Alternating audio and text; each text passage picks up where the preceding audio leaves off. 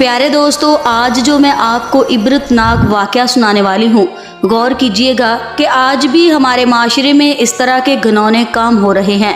मुकम्मल वाक़या जानने के लिए वीडियो को आखिर तक लाजमी देखिएगा। मैं अपनी बीवी की कब्र पर रोज़ाना फातिहा पढ़ने जाता तो देखता कि 5 मर्द मेरी बीवी की कब्र के पास खड़े होते और मुझे देखते ही चले जाते। मैंने अम्मा से पूछा तो अम्मा बोली, बेटा सच तो ये है कि ये तेरी बीवी के आशिक हैं। मुझे तो ये बात सुन के उसी दिन से बीवी से घिन आने लगी। उसी रात मेरी बीवी ख्वाब में आई और बोली कि मेरी कब्र खोदो। मैं आधी रात को बीवी की कब्र खोदने गया और यूं ही कब्र खोली तो अंदर जागते ही पांव तले से ज़मीन निकल गई। मेरी बीवी को मरे हुए आज 10वां दिन था। मेरा नाम असद है और मेरी उम्र 32 साल है। मैं कराची का रहायशी हूँ, लेकिन काम की वजह से अक्सर घर से बल्कि कराची से भी बाहर रहता हूँ। दरअसल मैं एक फ़ौजी हूँ और आप जानते ही हैं फ़ौजियों को घर में रहना कम ही नसीब होता है। वालिद मोहतरम का इंतकाल 16 साल की बरस में ही हो गया था। माँ ने बहुत मेहनत की और मैं FA के बाद फ़ौज में भर्ती हो गया। हालांकि मेरा फ़ौज में जाने का कोई दिल न था, क्योंकि मेरे जाने से माँ अकेली हो जाती, लेकिन माँ ने मुझे अपनी कसम देकर भेज दिया। 4 साल की तवील बेचैनी के बाद मैं घर आया तो माँ ने मंगनी कर दी और फिर मैं वापस चला गया। अगले 2-4 साल बाद मैं छुट्टियों पर आया तो माँ का ख्याल आया तो वापस जाने का मन ही नहीं किया। अम्मा को जब पता चला कि मैं वापस नहीं जा रहा तो उसने कहा, शादी कर लो, इस तरह मेरे पास तुम्हारी दुल्हन आ जाएगी, फिर मैं अकेली नहीं रहूंगी। वो दोनों थी तो औरतें ही, लेकिन फिर अम्मा ने मुझे मना ही लिया। मेरी बीवी बहुत नेक, अच्छी और पारसा थी, बहुत खिदमत गुजार थी, मेरी अम्मा का बहुत ख्याल रखती। वो बहुत जल्द उनसे घुल मिल गई। मैं भी अब अम्मा की तरफ से कुछ मुतमिन हो गया था। खैर, दिन गुजरते गए और मेरी रवानगी का वक़्त आन पहुंचा। मैंने अपनी शरीके हयात को अम्मा का ख़ास ख्याल रखने की ताकीद की, हालांकि उसकी ज़रूरत न थी। उसने मुझे कभी शिकायत का मौका ही नहीं दिया था, लेकिन अम्मा मेरे लिए बहुत ख़ास थी। अब्बा के शहीद होने के बाद उन्होंने मुझे माँ और बाप दोनों का प्यार दिया। कभी मुझे ये महसूस नहीं होने दिया कि मैं यतीम हूँ। मेरी माँ बहुत अच्छी थी। सोसाइटी में उससे सब बहुत पसंद करते थे और सब उसे अम्मा जी कहते थे। जिस दिन मैं जाने लगा तो जैसे ही दरवाजे के बाहर निकला तो देखा कि आगे 2 ख़वातीन खड़ी हैं। उन्होंने अपने चेहरे नामूस तरीके से छुपाए हुए थे।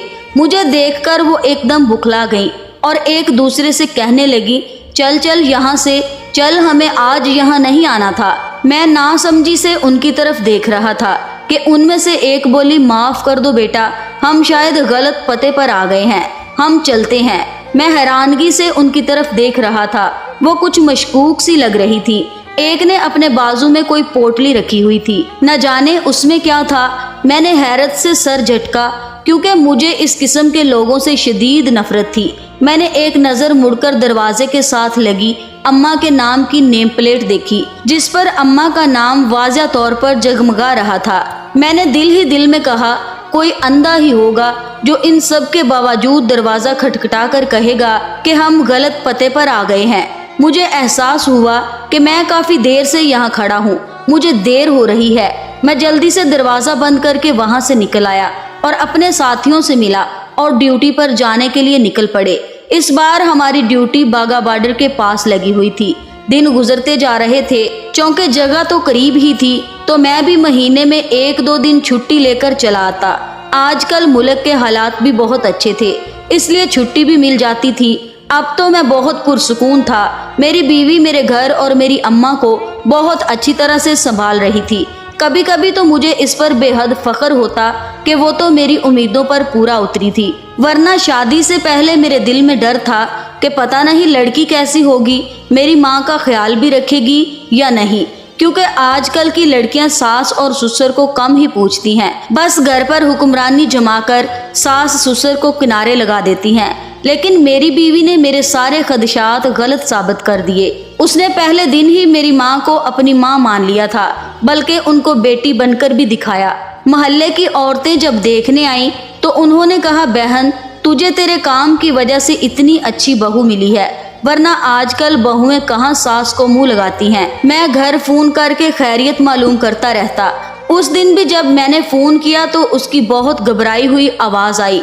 वो शदीद रो रही थी और बहुत खौफज़दा भी लग रही थी।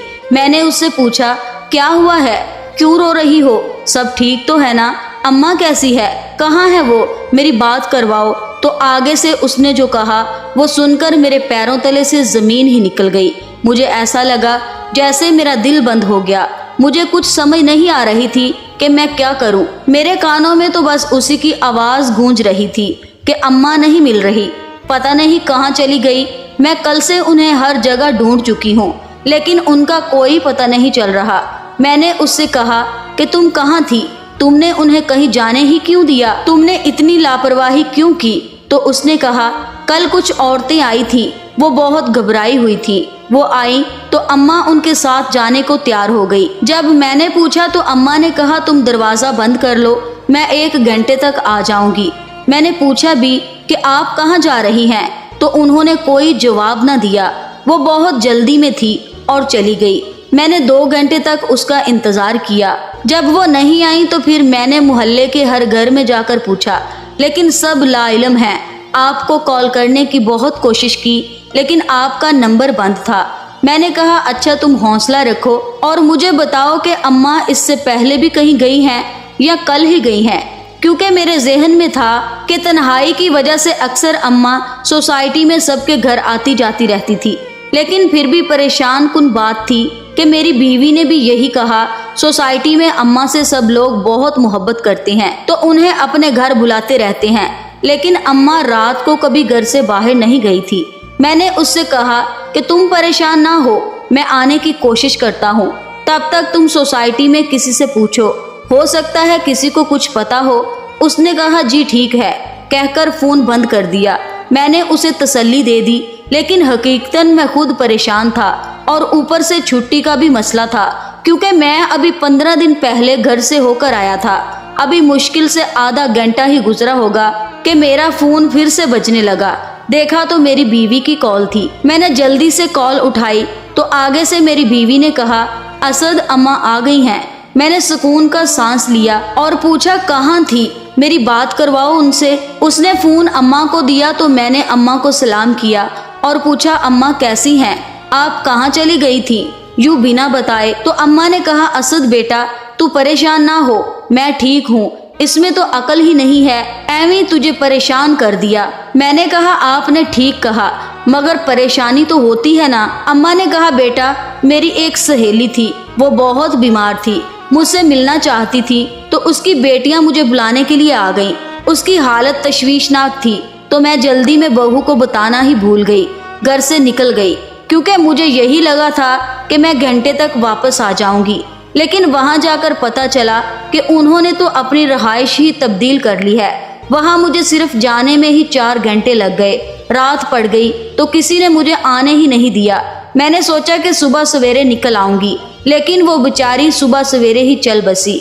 अम्मा ये कहते हुए रो पड़ी, फिर कहने लगी, मुझे बहू की बड़ी फिक्र थी और मजबूरी भी थी कि लोग क्या कहेंगे, मैयत अभी पड़ी हुई है और बचपन की सहेली चल पड़ी है। और जैसे ही उसकी तदफीन हुई तो मैं फौरन आ गई। मैंने शुक्र किया कि अम्मा ठीक है। मैंने कहा, अच्छा अम्मा आराम करें, आप थक गई होंगी, मैं सुबह फ़ोन करूँगा। दिन गुजरते रहे और मेरी परेशानी और बढ़ने लगी, क्योंकि माँ अक्सर घर से गायब रहने लगी। मैं जब कभी पूछता तो कभी कोई बात तो कभी कोई बात। मुल्क के हालात भी ख़राब होने लगे और मेरी ड्यूटी भी तब्दील कर दी गई और वहाँ कॉल मिलना भी नामुमकिन था। लेकिन अगर कभी मिल भी जाती तो मुझे ज़्यादातर यही खबर मिलती कि अम्मा आज इतने बजे घर आई, आज इतने बजे घर आई। तो मुझे कुछ समझ नहीं आ रही थी, आखिर अम्मा को हो क्या गया है। मेरी बीवी भी बड़ी परेशान रहने लगी। ये परेशानियाँ वक्ती नहीं थी, बल्कि अब तो परेशानियों ने हमारे घर में घेरा ही डाल लिया था और अब उनका वहां से जाने का दूर दूर तक कोई इरादा न था। अम्मा की रूटीन से मेरी बीवी रोज बरोज फंसती चली जा रही थी। एक दिन मुझे उसकी कॉल आई तो वो बहुत जल्दी में लग रही थी। उसने कहा, मैंने आपको कुछ बताना है। मैंने कहा, हाँ बताओ। तो उसने कहा, असद। वो इतने में ही कॉल ड्रॉप हो गई। इसके बाद मैंने बहुत कोशिश की, लेकिन कॉल ना लग सकी। खैर मैं भी ड्यूटी पर मामूर था और छुट्टी के इंतज़ार में था جو کہ ملنا ناممکن نظر آ رہا تھا۔ اسی طرح دن گزرتے جا رہے تھے۔ ہمارے گھر بھی روزمرہ کی طرح ساس بہو کے جھگڑے شروع ہو چکے تھے، لیکن کوئی بھی بنیادی وجہ نظر نہیں آ رہی تھی۔ اگر ماں سے بات کرتا تو وہ روتے ہوئے بہو کی شکایت کا دفتر کھول لیتی، اور بیوی سے بات کرتا تو اس کے پاس ساس کے خلاف پوری لسٹ ہوتی۔ میری تو پوری زندگی تباہ ہو کر رہ گئی تھی۔ جن دو عورتوں پر میں بھروسہ کرتا تھا، مجھے ان پر فخر ہوتا تھا، ان کو ایک ساتھ اتفاق سے مل جل کر رہتا دیکھ کر میں اللہ کا شکر ادا کرتے نہ تھکتا تھا، آج انہی دو عورتوں نے مجھے خدا سے شکوہ کرنے پر مجبور کر دیا، اور اب مجھے یہ لگنے لگا کہ میں نے شادی کر کے شاید غلط کر دیا۔ اکیلے رہ کر اماں بھی خوش تھی اور میری زندگی بھی پرسکون تھی۔ پھر اچانک میری نظر اپنی وردی پر پڑی اور میں نے بے اختیار خدا کا شکر ادا کیا میں گھر میں نہیں رہتا، ورنہ ان دونوں کے ساتھ رہ کر اور ان دونوں کی روز بحث سن کر شاید میں پاگل ہی ہو جاتا۔ میں دو عورتوں کے درمیان بری طرح پھنس گیا تھا، ایک طرف ماں تھی اور ایک طرف بیوی۔ نہ جانے کیوں لیکن مجھے میری بیوی کی باتیں سچی لگتی تھی، مگر پھر دوسری طرف اماں تھی۔ دن گزرتے جا رہے تھے۔ ایک دن مجھے حیرت انگیز طور پر 1 مہینے کی چھٹی دے دی گئی، حالانکہ میں نے کوئی درخواست نہیں کی تھی۔ میں نے اپنا سامان باندھا اور گھر کے لیے نکل پڑا۔ مجھے نہیں پتا تھا کہ گھر قیامت میرا انتظار کر رہی ہے اور وہاں میری دنیا لٹ چکی ہے۔ ادھر میں مزے مزے سے سفر انجوائے کر رہا تھا۔ میرے تو وہم و گمان میں بھی نہ تھا کہ یہ چھٹیاں مجھے کس لیے دی گئی ہیں۔ جب میں گھر پہنچا تو میرے پیروں تلے سے زمین کھسک گئی، 7 آسمان ایک ساتھ مجھ پر ٹوٹ پڑے۔ قیامت تو گزر چکی تھی اور میں کتنا بد نصیب شخص تھا۔ میں جب اپنے گھر میں داخل ہوا تو میں نے دیکھا کہ کچھ عورتیں دانے پڑ رہی تھیں اور کچھ سپاڑے پڑنے میں مشغول تھیں۔ ایک طرف کچھ مرد حضرات کھانے پکانے اور پکوانے میں مصروف تھے اور دوسری طرف دھڑا دھڑ پھل کاٹے جا رہے تھے۔ ہمارے گھر پوری سوسائٹی کے لوگ جمع تھے، لیکن ان میں مجھے میری ماں اور بیوی کہیں نظر نہیں آئی۔ مجھے ایک دم کچھ غلط ہونے کا احساس ہوا۔ میں نے دل ہی دل میں کہا، اللہ کرے جو میں سوچ رہا ہوں وہ سب جھوٹ ہو اور یہ سب ایک خواب ہو۔ میں بھاگ کر اماں کے کمرے میں گیا تو ایک سکون کی لہر جسم میں دوڑ گئی۔ اماں جائے نماز پر بیٹھی ہوئی دعا مانگ رہی تھی۔ میں فوراً اماں تک گیا، لیکن جیسے ہی ان کے چہرے پر نظر پڑی میں ایک دم خوفزدہ ہو گیا۔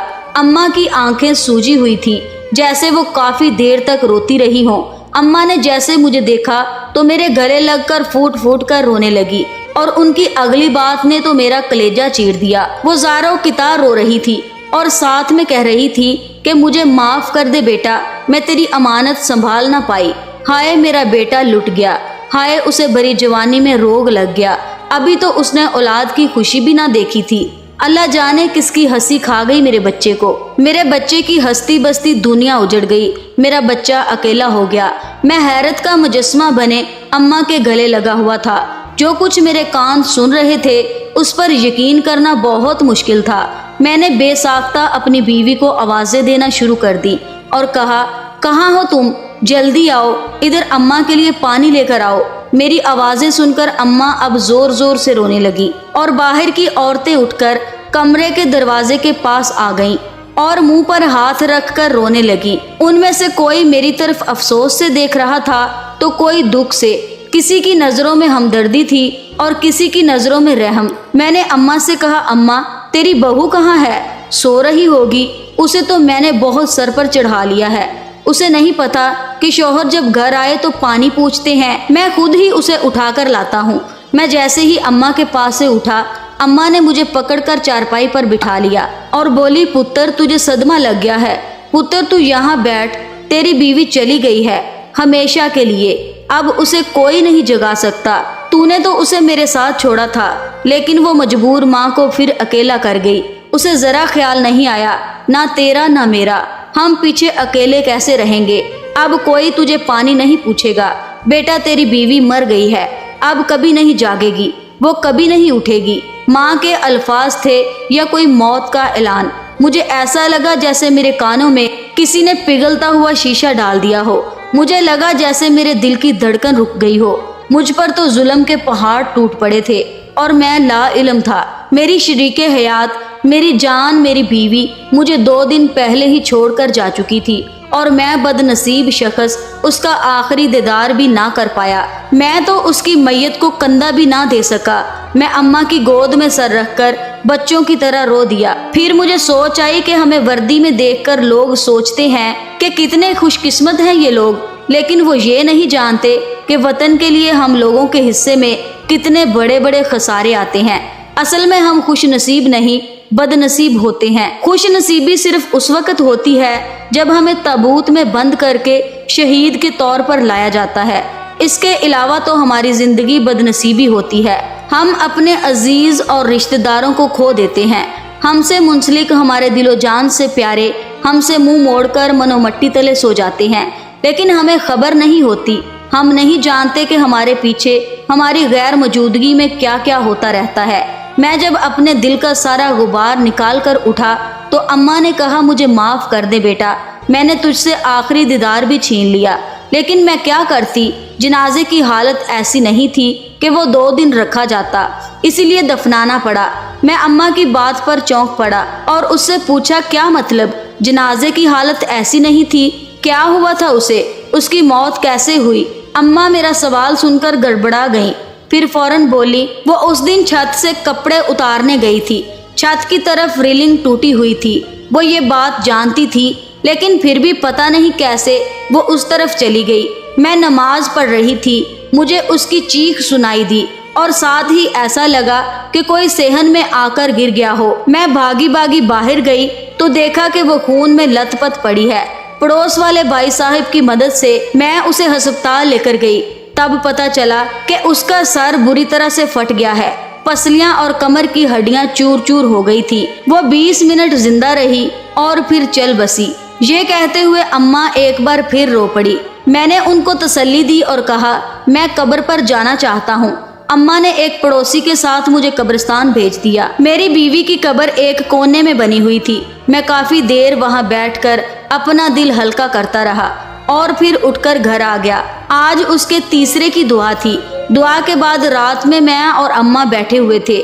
پڑوس سے خواتین آ گئیں اور کہا، بیٹا، تیری اماں تیری بیوی کا آج تیسرا دن رو رہی ہیں، اسے تو ہارٹ اٹیک بھی ہو چکا ہے تیری بیوی کی موت پر۔ تم اسے تھوڑی دیر کے لیے ہمارے ساتھ بھیجتے ہیں، تھوڑی دیر کے لیے بہل جائے گی۔ اماں کی ہارٹ اٹیک والی بات سن کر میں حیرت زدہ ہو گیا۔ اماں نے مجھ سے یہ بات کیوں چھپائی تھی؟ خیر، میں نے اماں کو ان کے ساتھ بھیج دیا اور اٹھ کر کمرے میں آ گیا۔ اماں رات کے 1 بجے واپس آئی، ساتھ میں وہ خاتون بھی تھی، اور انہوں نے کہا، تمہاری اماں کو نیند کی گولی دی تھی تاکہ وہ سو جائے، کیونکہ وہ تو کسی طور پر چپ ہی نہیں ہو رہی تھی۔ ابھی جاگی ہے تو میں لے کر آئی ہوں۔ میں تو کہہ رہی تھی وہیں رک جاؤ، لیکن انہوں نے کہا کہ میرا بیٹا اکیلا ہے۔ مجھے اپنی ماں پر بے ساختہ پیار آیا۔ میری ماں کتنی اچھی تھی، لیکن میں نہیں جانتا تھا کہ میری ماں کے اندر ایک بھیانک عورت چھپی ہوئی ہے۔ آج میری بیوی کی موت کو 10واں دن تھا۔ میں روزانہ اس کی قبر پر فاتحہ پڑھنے آتا تھا، لیکن وہاں جا کر مجھے جو دیکھنے کو ملتا اس سے مجھے بہت حیرت ہوتی۔ میں بہت زیادہ سوچتا، لیکن مجھے کچھ بھی سمجھ نہ آتی۔ میں جب بھی اس کی قبر پر آتا تو دیکھتا کہ وہاں 5 آدمی کھڑے ہیں، مجھے دیکھتے ہی وہ وہاں سے بھاگ جاتے ہیں۔ میں بڑا پریشان ہوتا، آخر یہ لوگ کون ہیں اور یہاں میری بیوی کی قبر پر کیوں کھڑے ہوتے ہیں؟ آج بھی میں اس کی قبر پر آیا تو دیکھا کہ وہ 5 آدمی پھر سے وہاں کھڑے ہیں اور مجھے دیکھتے ہی وہ وہاں سے چلے گئے۔ مجھے بہت تجسس ہوا۔ میں نے سوچا کہ اماں سے پوچھتا ہوں آخر ماجرا کیا ہے۔ جب میں اماں سے پوچھنے آیا تو اماں نے کہا، بیٹا، دراصل بات یہ ہے کہ وہ تیری بیوی کے عاشق تھے، اس کے مرنے کے بعد بھی انہوں نے اس کا پیچھا نہیں چھوڑا۔ میں اماں کی بات سن کر حیرت سے ان کی طرف دیکھ رہا تھا۔ اماں نے کہا، یہی سچ ہے، اور دوسرا اس لیے کیونکہ اسے میں اپنی مرضی سے بیاہ کر لائی تھی۔ اگر میں تجھے کچھ بھی بتاتی تو مجھے قصوروار ٹھہراتا کہ اماں تو میرے لیے کیسی لڑکی لائی ہے، لیکن اب چھپانے کا کوئی فائدہ نہیں۔ میں تجھ سے بہت شرمندہ ہوں۔ میں نے اماں سے کہا، آپ شرمندہ نہ ہوں، آپ کی کوئی غلطی نہیں۔ مجھے بے ساختہ اپنی بیوی سے گھن آنے لگی اور میں اس سے شدید نفرت کرنے لگا۔ اسی رات وہ میرے خواب میں آئی اور مجھے کہنے لگی کہ میری قبر کھول کر دیکھو۔ میں حیرت سے اٹھ کر بیٹھ گیا۔ یہ کیسا خواب ہے؟ وقت دیکھا تو رات کے 2 بج رہے تھے۔ میں ہمت کر کے اٹھا اور قبرستان کی طرف چل پڑا۔ वहां जाकर जैसे ही कब्र खोली तो अंदर का मंजर देखकर मेरा दिल बंद हो गया। अंदर एक कब्र नहीं बल्कि एक कमरा था जिसमें हल्की नीली और सुर्ख रंग की बत्ती जल रही थी। एक दायरा बना हुआ था जिसमें मुख्तलिफ खोपड़ियां और मोमबत्तियां पड़ी हुई थी। एक औरत के बाल उसके चेहरे पर पड़े हुए थे, इसलिए उसका चेहरा ढका हुआ था। मैंने आगे देखा तो मेरी आंखें हैरत से फटने लगी। आगे मेरी सोसाइटी ही की कुछ औरतें सर झुकाए बैठी हुई थी। मैंने हैरानगी से दोबारा अपनी नजरें उसी कमरे में दौड़ाई तो एक कोने में नजर आने वाले मंजर ने मेरी रूह खींच ली। कोने में मेरी बीवी को रस्सियों की मदद से बांधा गया था और एक औरत उसके मुंह में मुसलसल कुछ डाल रही थी, जिसे वो मुंह बंद करके अंदर जाने से रोक रही थी। मैंने एकदम से फोन निकाला और पुलिस को कॉल की। मैं नहीं जानता था कि अभी तो मेरे ऊपर मुसीबतों के पहाड़ टूटने हैं। नीचे वाली मखलूक नहीं जानती थी कि उनके सर से छत उड़ चुकी है। मैंने पुलिस के आने का इंतजार करते हुए इधर उधर का जायजा लेना शुरू कर दिया।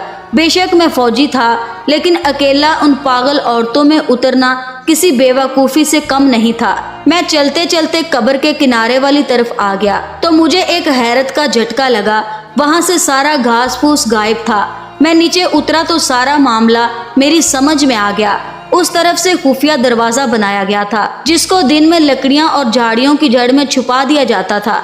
मैंने सोचा कि ये क्या मामला है, मेरी बीवी जिंदा है जबकि माँ ने कहा था कि वो मर गई है और उसकी कब्र की जगह ये कमरा। इतने में पुलिस आ गई। जब पुलिस और मैं दरवाजा खोलकर अंदर गए तो तब अंदर वालों के होश उड़े। वो सारी औरतें वहां से मुंह छुपाकर भागने लगी, लेकिन पुलिस ने सबको पकड़ लिया। इंस्पेक्टर ने उस चेहरा छुपाई हुई औरत को पकड़ा तो वो चीखने लगी और कहने लगी कि मुझे छोड़ दो, तुम मुझे जानते नहीं हो, मैं अम्मा बी हूँ, अम्मा बी। सब मुझे अम्मा बी के नाम से जानते हैं और सिर्फ 2 रातें और इसके बाद मैं उसकी बलि चढ़ाकर अमर हो जाऊंगी। उसका इशारा मेरी बीवी की तरफ था। अम्मा बी के नाम पर मैं चौंक पड़ा। मैंने एकदम आगे बढ़कर उस औरत के चेहरे के आगे से बाल हटाए। मुझसे अपने पाँव पर खड़ा होना मुश्किल हो गया क्योंकि वो अम्मा बी कोई और नहीं बल्कि मेरी ही माँ थी। मेरे लिए यकीन करना मुश्किल हो गया क्योंकि मेरी माँ तो 5 वक्त की नमाजी और तहज्जुद गुजार थी। फिर ये शैतान औरत कैसे? पुलिस उन सबको पकड़ कर ले गई। मैं अपनी बीवी के पास गया जो बेहोश हो चुकी थी। मैंने उसे रस्सियों से आज़ाद किया और घर ले आया। अब मुझे बीवी के होश आने का इंतज़ार था। जब उसे होश आया तो उसने जो कुछ मुझे बताया वो सुनकर मेरे औस्तान खता हो गए। मेरी बीवी ने कहा मेरी सास तो बड़ी नेक और तहज्जुद गुजार थी, हर एक के काम आती थी, इसीलिए उसके हाथ में अल्लाह ने शिफा रखी थी। वो लोगों को दम करती थी जिससे लोगों को शिफा मिलती थी। आहिस्ता आहिस्ता लोग मेरी माँ के पास आने लगे। वो माँ को बदले में पैसे वगैरह देने की कोशिश करते तो मेरी माँ कहती कि मैं तो सिर्फ अल्लाह का कलाम पढ़ती हूँ और इसके पैसे मैं क्यों लूँ। इस तरह जब वो उस दिन दम करने गई तो इस बहरूपीय काफिर औरत ने मेरी माँ को मार दिया क्योंकि वो ऐसी जगह लेनी चाहती थी जो बहुत अच्छी हो, यानी जिसकी कदर हो और वो उसकी आड़ में अपना घिनौना काम अंजाम दे सके। उसने न जाने कब से अम्मा पर नजर रखी हुई थी। अम्मा की सारी आदतों और सारी बातों का उसे इल्म था, इसीलिए उसने अम्मा को मार कर उनकी जगह ले ली। इसमें इसके साथ कुछ औरतें और भी शामिल हैं जो इसी सोसाइटी में रहती हैं। एक दिन जब वो औरतों से बात कर रही थी तो मेरी बीवी ने छुपकर सब कुछ सुन लिया और मुझे बताने की कोशिश की, लेकिन राब्ता ना हो सका। मगर इस औरत को पता चल गया कि मेरी बीवी सब जान गई है। उसने कहा उसे रास्ते से हटाना पड़ेगा। वो मुझे मारने लगी। उसके साथ ही दूसरी औरतों ने कहा हमें थोड़े दिन बाद एक बलि की जरूरत है, क्यों ना इसी की दी जाए। चुनाचे उन्होंने मुझे ले जाकर अपने इस कमरे में बंद कर दिया और यहाँ मेरी मौत का ड्रामा किया। मैं ये सब सुनकर हैरान रह गया।